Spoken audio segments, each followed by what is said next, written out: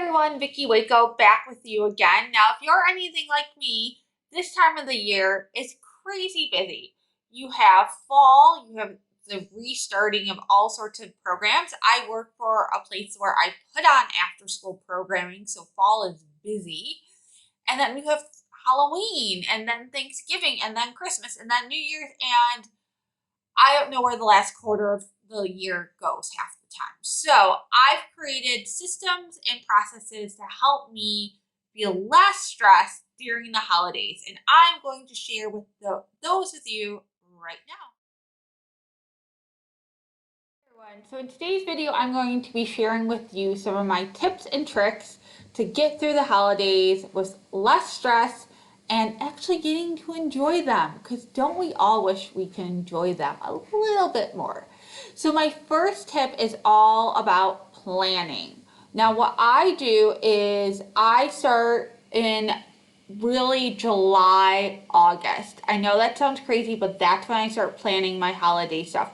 Because in my mind, I start planning September and I plan all the way through January.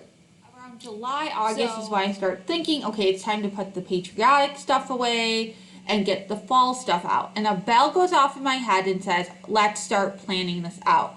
So what I do is I print out calendars just right off the internet, and October I've thrown out, unfortunately, so I can't show you, but basically, like at the end, I like put up fall, and then at the end of September, I have a note saying put up Halloween. So I have fall decorations, and then I add to them Halloween items for October, and then I delete those after Halloween. So I have fall for Thanksgiving, because in our household, Thanksgiving gets its moment, and then I put up Christmas after that.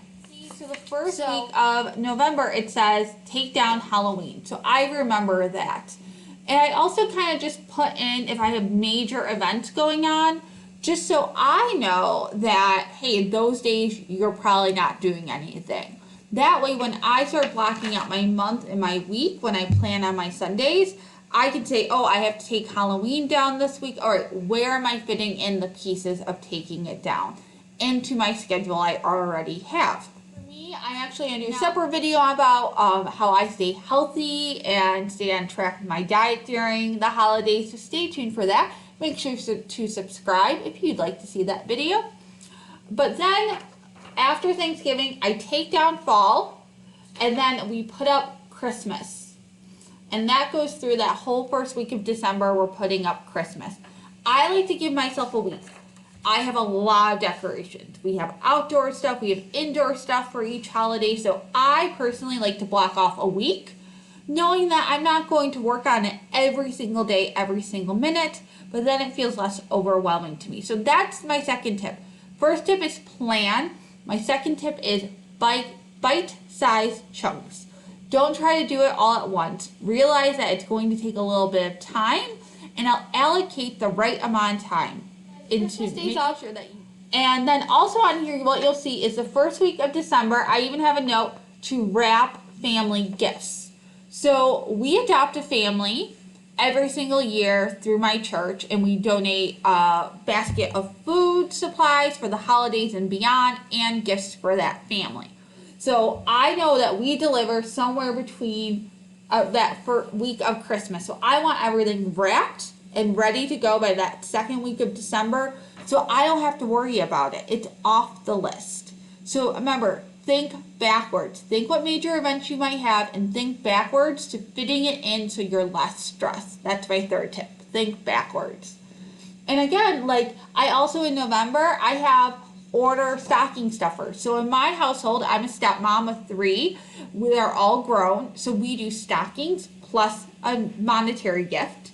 So I know I have to order or pick up everything for stockings that week. And then what I'll do is I'll actually slowly start to wrap them as I have time. I actually have already started wrapping gifts, and it is November 6th as I'm recording this. So I think ahead. I ordered and you can't see this because I got rid of October, sorry, but I actually ordered my gifts for my coworkers in October, and they're already wrapped and ready to go. Check off the list. So coworkers' gifts are done, like Family gifts will be done soon. My adopted family will be done soon. So just check, check, check. I actually have a whole binder I use for some of this. So if you want, I can do a separate video on that whole process of the binder. Let me know if you'd like that. I actually might do it in January as like a setup for the next year for you, but let me know. And then of course we have Christmas, right? Now also in here are like fun things I want to make sure we do during the holidays. Like I love making a gingerbread house. So there's a day set aside already that I did back in August to do gingerbread. There's a baking day. Now what isn't on the calendar this year is actually our Christmas party. Normally we do a holiday party for our friends and family. It's like an open house. People stop by, they look at decorations, we eat appetizers. I have crafts set out. It's a whole thing. And with everything going on in the world, that's not happening this year, which is okay. But normally this might be even more detailed because I'd be prepping for that also. So streamline where you can and make notes year to year. That's my next tip. I know when I can do this stuff or when this works because I have notes from last year and the year before that tell me what I've done so that I know kind of what my plan is from year to year. So always make notes, sticky notes, notes. So plan ahead, earlier the better. Make sure that you think about it as a process. Start with the end in mind and go backwards and leave notes for yourself so you remember. Now our holiday stuff goes all the way through January because my husband's family is Ukrainian and they celebrate Ukrainian Christmas, which is January 7th, but the big day is January 6th, which is Christmas Eve for them. So that's actually my next level and next thing I have to do. Now that we're pretty sure we won't be able to gather for Ukrainian Christmas, is I now need to start from after normal Christmas or like, you know, Roman calendar Christmas because I'm a Roman Catholic.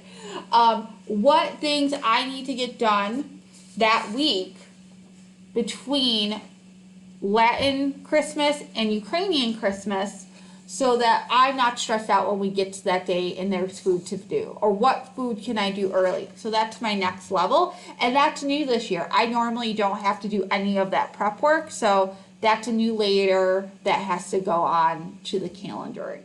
So, and you'll always have new things, right? Like things change as your kids are growing up. You'll have different events or things to do. Usually the day after Christmas, I'd be going home to Batavia, where I grew up, to see my aunt and my family and do stuff with them. That's not happening. My aunt passed away last year, unfortunately, so that's just not happening this year. So the last thing in January is taking down Christmas. Everything stays up for Christmas until after Ukrainian Christmas. But really that's when we take down the bulk of Christmas. Or the other thing is that's kind of a plan. The other thing is New York State. We get a lot of snow. It gets really cold here. Is this part is flexible based on the weather. And a little bit too with putting up Christmas. Like honestly, if Thanksgiving Day is gorgeous and warm, I'm going to be outside putting inflatables up at some point because that you have to take the good weather when you have it and use it. But January especially is very iffy where we live. And I also might be having surgery that month. So this is a little bit more flexible in our schedule, but everything I like plan out. Those are some of my tips about how I look at the big picture and start planning out the holidays. Coming up later, I'm going to make this into like a little series. It's a little bit how I prep myself for health and wellness wise for the holidays because there's a lot of good eating to do during the holidays. And if this information was helpful, give it a thumbs up. Feel free to comment down below your tips and tricks for getting ready for the holidays. We're all here to help each other out. Have a great day and happy holidays.